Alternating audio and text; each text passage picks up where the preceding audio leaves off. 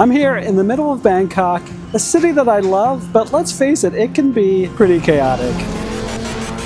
So I think your hotel has to be a bit of a retreat. And with 6 restaurants and almost as many bars, this is not a bad place to escape to. Welcome to the Standard Bangkok.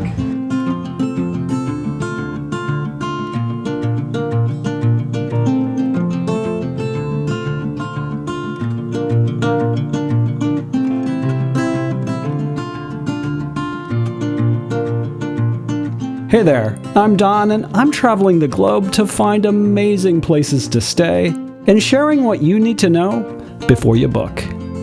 For the next few weeks, I'm traveling all over Thailand looking for the coolest places to stay, and this is my second stop.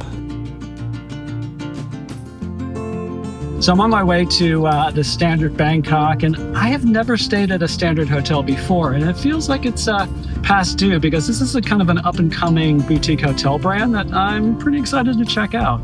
The design is supposed to be amazing, and they have the highest outdoor rooftop bar in Bangkok, so I think that's what I'm most excited about.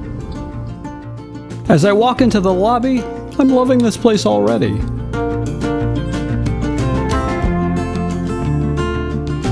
The retro design, pops of color, eclectic mix of furniture, and all the quirky decor, it's a little bit of sensory overload that I happen to love. And then I spot the screen behind the check-in desk, and now I really am overloaded.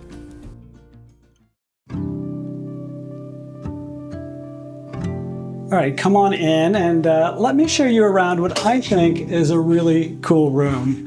I got upgraded to this corner suite. I also got a $25 F&B voucher, late checkout, and free breakfast. So that's all really nice. But I mean, these floor-to-ceiling windows with, I don't know, 180-degree views of Bangkok, not bad at all. I love the decoration in here.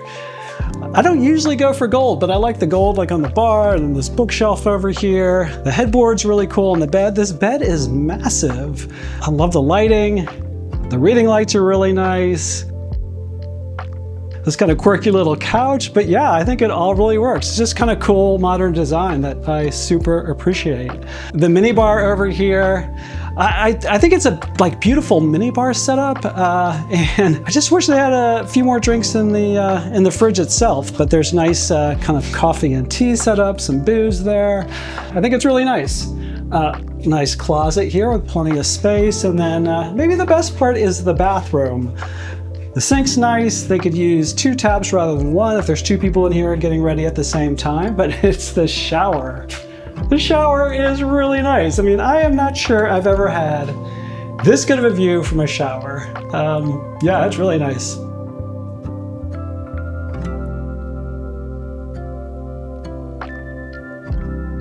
I like as soon as you come out of your room, there's a sign that says long walk or short walk to the elevator. I'm going to take the short walk. I think most hotels would let you walk around in circles. The architects are a team of Spanish and Italian designers, and I think they've done such a great job with this place. It's kind of quirky, it's weird. There's a surprise around almost every corner, but I think it's all done in really good taste.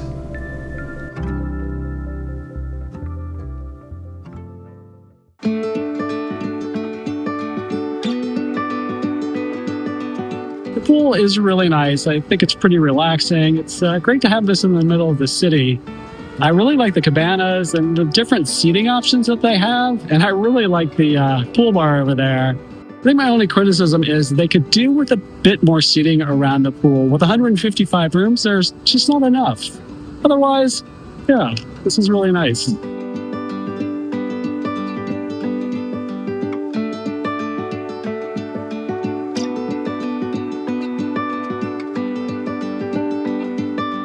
The pool bar is where I had lunch when I arrived.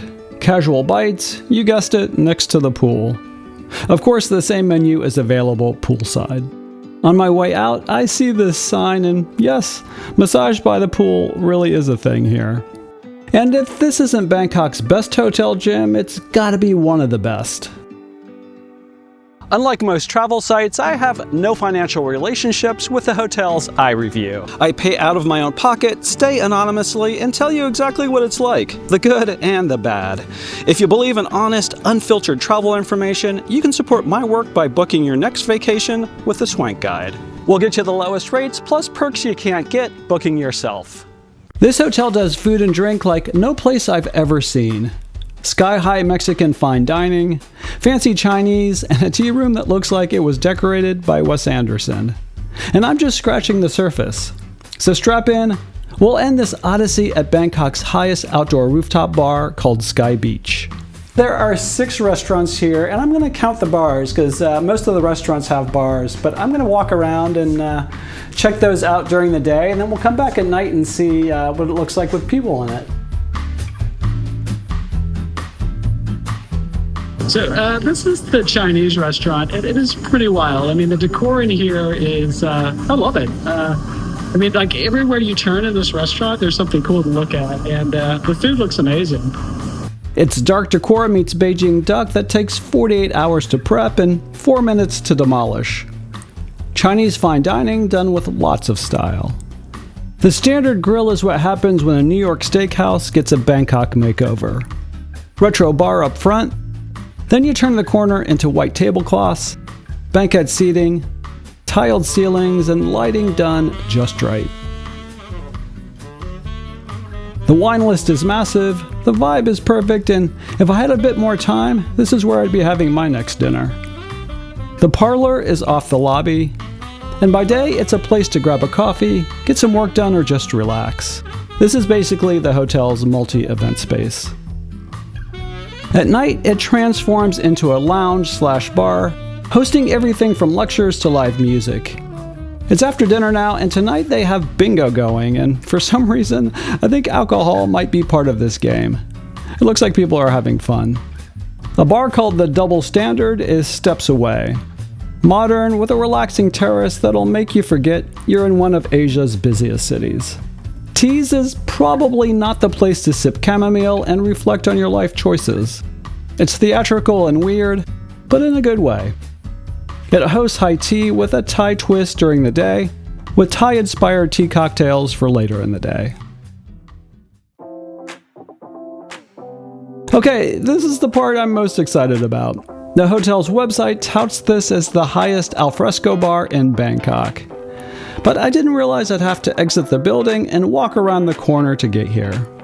Not quite what I expected. To go up to this Sky Bar, you have to go through security, and I guess it's open to the public, so it's not really part of the hotel. We're headed up to the 78th floor, the 3rd highest rooftop bar in the world, and this is where it gets weird.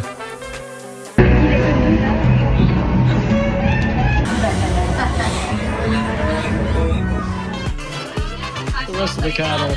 Another checkpoint. I have never had so much trouble getting into a bar in my life. There were like 25 hurdles to jump through to get up to this bar, and I thought that this was part of the hotel, at least when I booked it. Yeah, I don't know. I don't know if this is my thing, but I guess I'll do my job and check it out.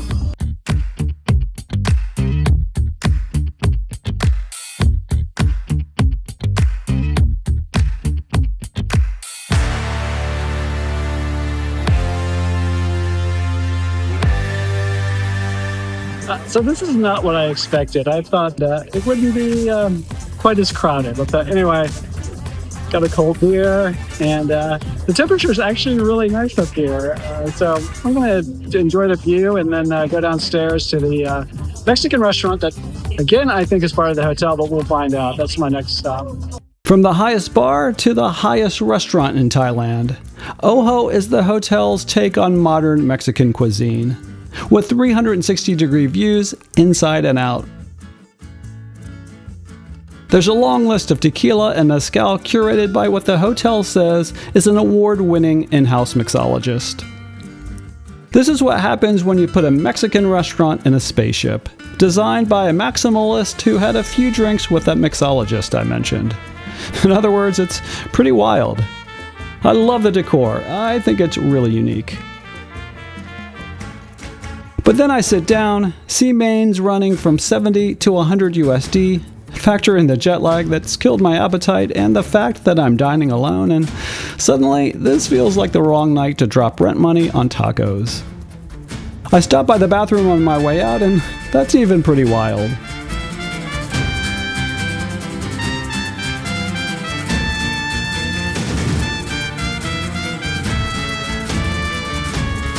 Definitely the most interesting elevator ride up and down I think I've ever had.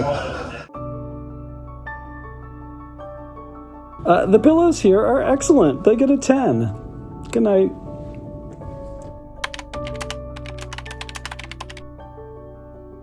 You know, in terms of the highs, I love the design here. The place also has a really good vibe and it's just a lot of fun. But you should know this is not the best location if you're coming here as a tourist. And at 155 rooms, it might be too big for some people. And the roof bar experience was not very relaxing, but otherwise, I think this place is great. But after spending more time in Bangkok, I realized that I should have mentioned that the hotel's next to a SkyTrain station. A great way to get around and beat the crazy Bangkok traffic, so maybe not such a bad place for tourists. And don't forget to grab your 7, 10, and 14-day Thailand itineraries. Where to go, what to do, and where to stay. Swank style. The best way you can support me on my self-paid quest to show you the world's best hotels is by subscribing, sharing this video, and giving it a thumbs up. It really helps. Thanks. I'll be back in Bangkok in about a month to hit Bangkok's heavyweights in the luxury hotel market. But now I'm headed to the islands, starting in Koh Samui at a beach resort that people say is one of the best in Thailand. Gorgeous setting, surprisingly reasonable rates. Let's see if it's true. Check it out here. Thanks for watching and see us in the next video.